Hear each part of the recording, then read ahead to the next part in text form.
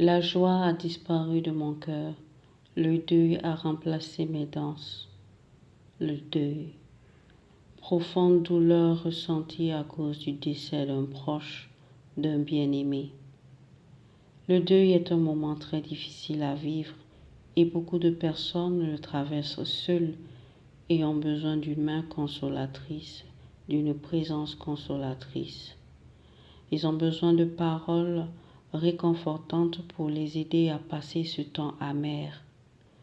Tu as peut-être perdu un père, une mère, un frère, une sœur, un époux, une épouse, un fils, une fille, un ami, une amie, un proche parent.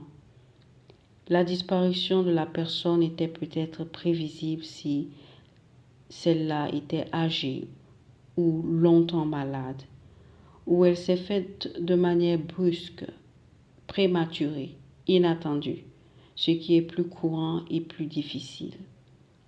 Alors ton âme va vivre des processus douloureux jusqu'à l'apaisement pendant des mois, voire des années. Tout d'abord, tu vas vivre une étape de choc et de déni à l'annonce du décès. C'est un temps assez court où tu as le sentiment que ce que tu vis est faux, irréel. Tu refuses ou rejettes, consciemment ou inconsciemment, l'information du décès. Tu souhaites être dans un mauvais rêve où tu espères que ce rêve prenne fin rapidement. Tu es déconnecté, perdu, confuse, abattu, jusqu'à l'enterrement de cet être cher.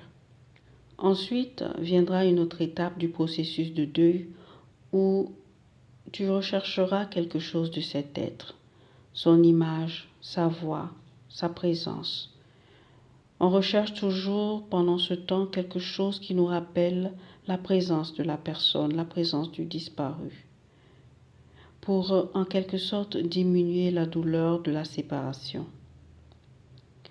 Viendra ensuite une autre étape, un peu plus longue. C'est un moment de tristesse, de dépression, d'angoisse. Alors on ressent un vide, de la solitude, un manque. On se pose des questions. Qu'est-ce qui s'est passé? Pourquoi Dieu a-t-il permis cela? On recherche en profondeur, à l'intérieur de soi, une réponse. On peut vivre des temps de remords, des temps de regrets, à cause peut-être d'un conflit ou des disputes qu'on aurait eues avec la personne décédée. Enfin, peu à peu, une période de cicatrisation s'installera. Elle peut prendre plusieurs mois, voire des années. La vie reprendra. On apprend à continuer d'exister sans cet être cher, sans pour autant jamais l'oublier.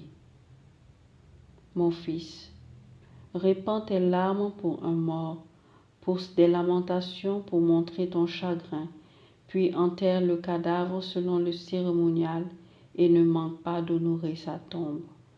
Pleure amèrement, frappe-toi la poitrine, observe le deuil comme le mort le mérite, 1 ou 2 jours durant, de peur de médisance, puis console-toi de ton chagrin.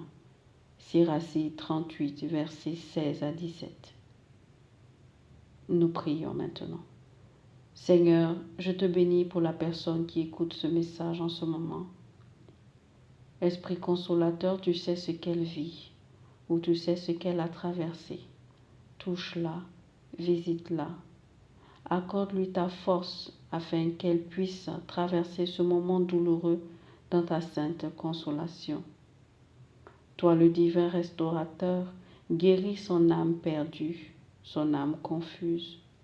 Donne-lui de rester dans l'espérance et dans la confiance en toi. Que ta force la soutienne, que ta force soutienne sa foi et la garde dans ta sainte présence. Je te prie, divin consolateur, pour ceux et celles qui ont perdu la foi ou qui se sont rebellés contre toi à cause de la perte d'un être cher. Donne-leur de revenir à toi. Guéris-les, restaure-les, reconstruis-les pour la gloire de ton saint nom. Amen.